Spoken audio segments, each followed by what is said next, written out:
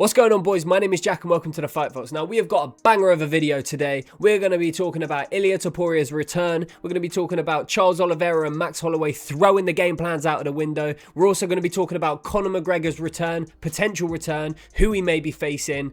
And we've also got a couple of matchups to get into. Now, this guy's been in the headlines a lot recently.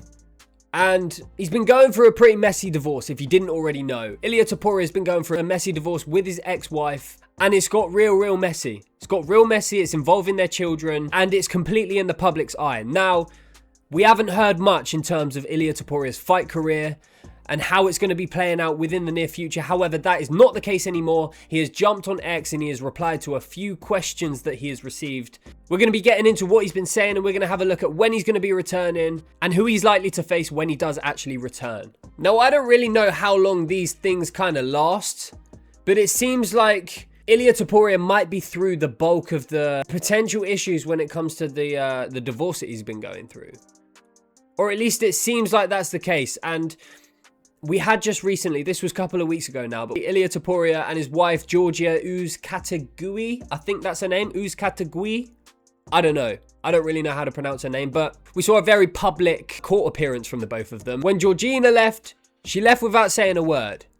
And obviously, as you can see on her face, she wasn't too happy. Now, Ilia, he left and he said, I'm happy because I'm going to see my girl again soon. My family is my priority. And he was leaving with a big smile on his face, right? He looked confident with the outcome of that day. As I said, I don't really know how many more court appearances they're going to have to go through or the whole process that is going to follow this. But yesterday, he jumped on Twitter and he gave us some insight as to when we can expect him back. Now, it all started with this tweet that he put out in reply to the UFC, and they made a post 19 hours ago saying, El Matador, Ilia Topuria takes home the UFC Honors Award for KO of the Year. And it was a video of him KOing Charles Oliveira. Ilia responded to that, and he said the award for the best knockout of the year in 2026 will also be mine.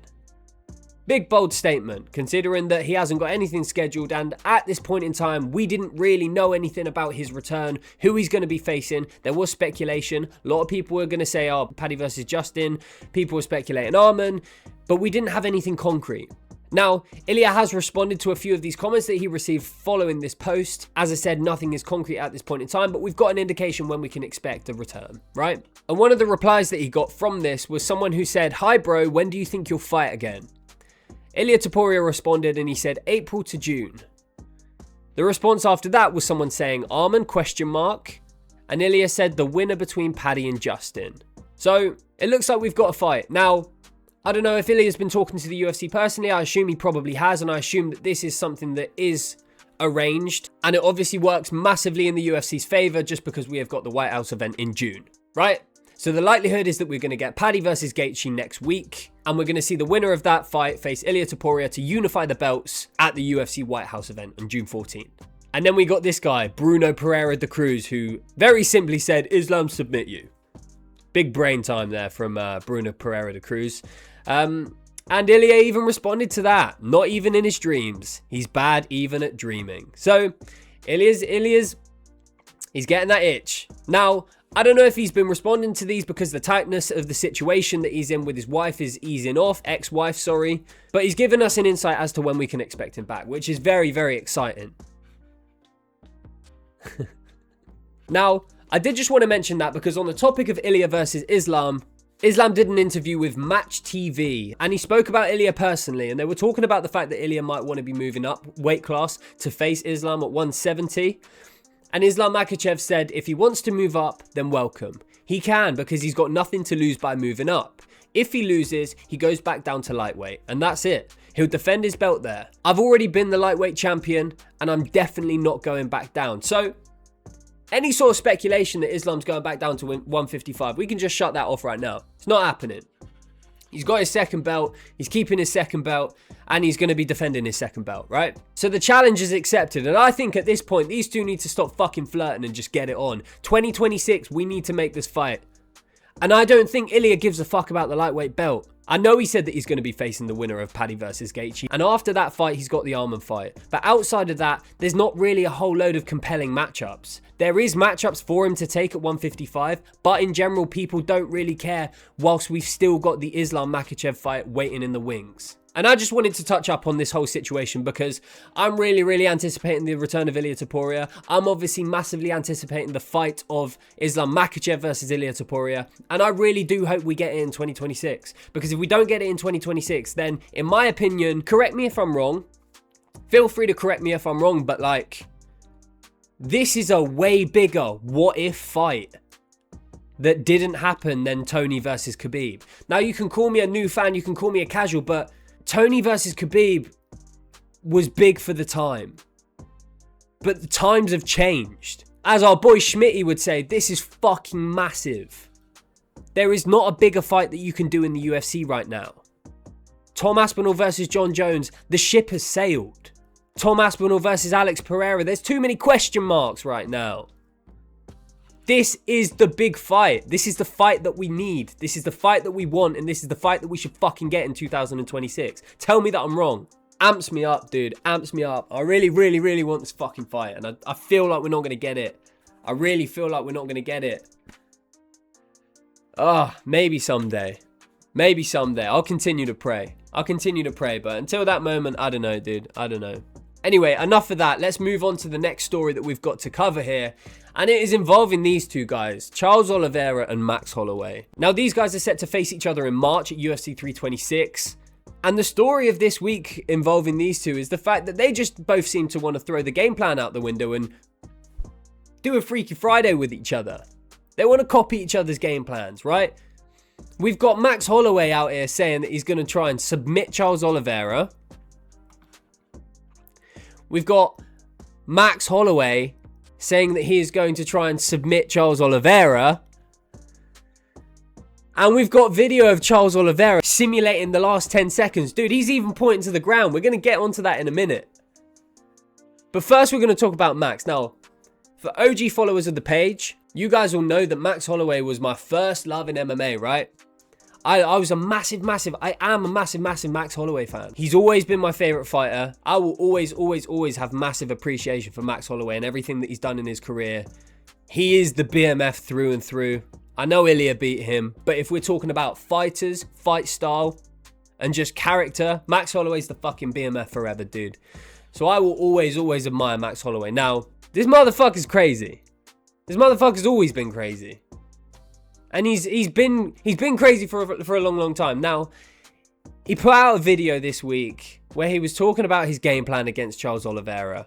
And one thing specifically that he was saying that he was going to, the most BMF thing that he can do is go out and submit this submission artist. I'm not going to waste time telling you what he said. I'm just going to show you. We're going to actually look at what he says. You know, I put this reel together and this is just explaining how I feel right now when I hear this. I'm just going to roll it. My coach is probably going to kill me when they see this and they hear me saying, you know, a BMF thing to do would probably do in this fight would be to submit a submission artist.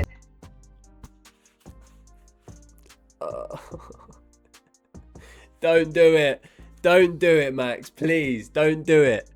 We don't want to see it. We do want to see it. We really do. That's the fucking problem. We really want to see you do it. This is a real head and heart thing for me right now, because if he tries it and he gets subbed, he's going out on his shield, and that's pretty fucking BMF to me.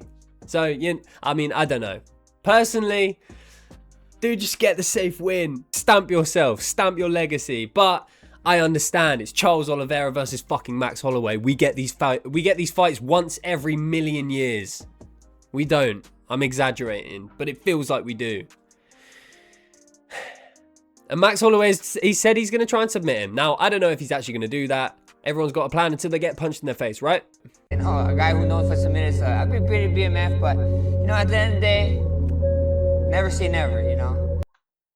Never say never. Never say never. And you know what? Yeah, fuck it. Never say never, dude. If he pulls it off, that would be the most badass thing ever. Or it will be up there. Won't be as badass as him KOing Gaethje in the last second of a fight that he was winning every single fucking round for. But in terms of BMF resume, that's a feather in the cap. That's a big feather in the cap. If you submit Charles Oliveira, dangerous Charles Oliveira, dangerous grappler Charles Oliveira, most finishes in UFC history Charles Oliveira, that is something. If your boy drops some submissions here and then, I get one. Who's to say what happened. That's a pretty BMF moment to go submit a submission order. My coach. So there we go. There we have it. If he does it, crazy. Seriously crazy. Seriously crazy. I know I'm going to be kicking myself for putting up a fuss and saying, don't do it, don't do it. You never know. You never know. Never, never underestimate Max Holloway. This guy's had fucking 93,000 primes.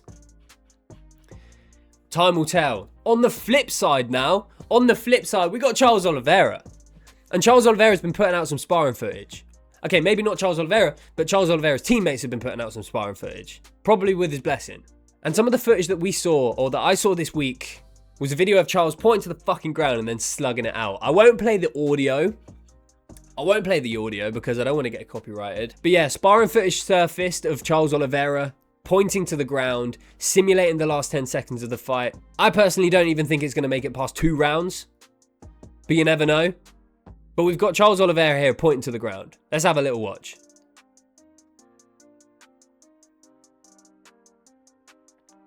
So he's ready. He's ready to accept it. And he's in the pocket and he's throwing fast and he's throwing heavy. Dude, this could be crazy. We could get an insane moment coming out of this fight. We could get an insane viral moment coming out of this fight. Max Holloway versus Charles Oliveira. Last 10 seconds. Ba ba ba ba ba ba ba ba ba. We get a repeat of UFC 300. Last second, someone goes cold. I don't know. I'm reaching here. I'm being a fan. I'm being a fan here. I'm excited. I'm super excited. Dude, we've been without fights for so fucking long. I'm craving this. And if these guys slug it out, Christmas came super early this year. I just don't think there's a possibility that this fight is boring in any way, shape or form. It's one of those fights. And I think people had a similar anticipation when Justin Gaethje versus Michael Chandler got matched up. It's one of those fights. Paulo Costa versus Yoel Romero. One of those fights. You know it's going to be chaos before it even happens. And the anticipation is through the roof for this fight at the moment. I cannot wait. On the topic of Michael Chandler, funny we should mention him. And this rolls us straight into the next section that I want to talk about in this video. Someone needs to check on him. Someone needs to check on Michael Chandler because I heard he's not doing too well. Dana White did an interview with Complex. I think it was 2 days ago. And one of the questions that was brought up is regarding Michael Chandler and Conor McGregor. Mainly Conor McGregor's return and whether or not it was going to be against Michael Chandler. And this is what Dana White had to say. I know there's like all the talk of Michael Chandler and Conor. Do you see like that as like a realistic thing happening? No, I mean, that was a couple years ago. So Michael Chandler's been tweeting pretty recently saying how enthusiastic he is to get back to the matchup against Conor McGregor. Now that is just completely been shut down. Completely been shut down. And look at Dana's face. Do you think he gives a fuck? No. Dana doesn't care. Yeah, so that's not nothing you'd entertain for the White House. No. And I saw recently too. It's tough. It's tough. It's tough for Michael Chandler. It's real tough for Michael Chandler. Now, what's coincidental about this situation is within the last couple of days, we've also had some new information resurfaced, and that is regarding a Jorge Masvidal and the fact that he has something in the works. Now, the internet has obviously speculated. The internet's gone crazy, as they always do. An MMA junkie put out a post and they basically detailed something that Jorge Masvidal said in regards to something that's coming up. Now, this is the direct quote that he said. It says, Jorge Masvidal teases a very big fight at the White House card. This is what Masvidal said. He said, I can't really say too much, but I am training for something big. Something very big. I have some fight news coming soon, and it's very big news. And I cannot deny or confirm if it's McGregor. As we all know, the likely outcome is this motherfucker's going to dirty boxing. And the McGregor thing is just a throwaway comment. You never know with this sport. He goes on to say, I'm Trump's favourite fighter. Just remember that at all times. I can't deny or confirm any of that right now, but hopefully soon I can. Maybe in 10 days, something like that. And that was put out, this tweet was put out today. The interview, I believe, was yesterday. So we could be looking at a pretty big announcement for Jorge Masvidal regarding the White House card. Now, whether or not it's going to be against McGregor, I don't know. But there might be a fucking chance that we get this shit, dude. There's a chance we could get anything, but there's also a chance that we could get this. Now, something to go hand in hand with this was a quote that Conor McGregor said yesterday. He put out a tweet that said, pick who ya want. The Max sweat's nothing and nobody. I am tasty shots. So getting on my Irish translation cap, it's basically saying the plan was Chandler, now it's not. I will face anyone and I don't give a fuck. The Max sweats nothing to nobody, right? I am tasty shots. McGregor loves to put himself on a pedestal every opportunity that he gets. So indications are saying that McGregor might be fighting someone that isn't named Michael Chandler, that was within the original plan. And as I said, we might be looking at this fight. Now, I don't want to speculate too much because nothing's final, nothing's official. All we've got is one quote from Masvidal and one cryptic tweet from Conor McGregor. But regarding McGregor's actual comeback and what we can expect of it, or when we can expect of it, we've seen multiple billboards where McGregor's been featured with the Paramount Plus UFC adverts that we've seen on the billboards in and around America. And all in all, it just feeds into the speculation. So I don't really want to summarize all of this by saying we're definitely going to get Masvidal versus McGregor at the White House, because that's just a massive reach at this point. All I'm saying is it seems like there's some things bubbling, and it seems like there's some things bubbling that's more serious than the normal shit that we get. Because a lot of the time we just get McGregor saying, I'm coming back, yeah. I'm coming back in the fucking June, yeah. I'm coming back in the summer and I'm going to be pinging someone's head off, you know what I'm saying? And at this stage, we're used to the McGregor spiel that he puts out, right? We just kind of look through it. But this seems like it might actually be something. I don't want to waste too much time on this, but it seems like it might be something. Moving on to the last thing that I want to talk about. We had a few matchups announced yesterday. And one of the biggest ones that was announced is the one that we're going to be talking about in today's video. We are facing Josh Emmett. We are facing Josh Emmett. Kevin Vallejos is back after a finish over Giga Chikadze, and he's going to be facing Josh Emmett. He's going to be facing Josh Emmett March 14th in the main event of UFC Vegas 114. And I just wanted to bring this up because it's a sick matchup. I don't know if you guys would have seen it. Hopefully you did. I would have assumed at this stage you did. Biggest matchup coming out of the announcements yesterday. We also had Mansour Abdul Malik versus Yusri Belgarui. That was a big fight. We had some other ones come through as well. But this was the big one that came out yesterday. Super exciting. Super exciting. We are working back up to the Gene Silver fight. There's too many fighters in featherweight that I really fuck with, and they all seem to want to fight each other. So when we get the Gene Silver versus Kevin Vallejos 2 matchup, once again, I'm going to be watching like this.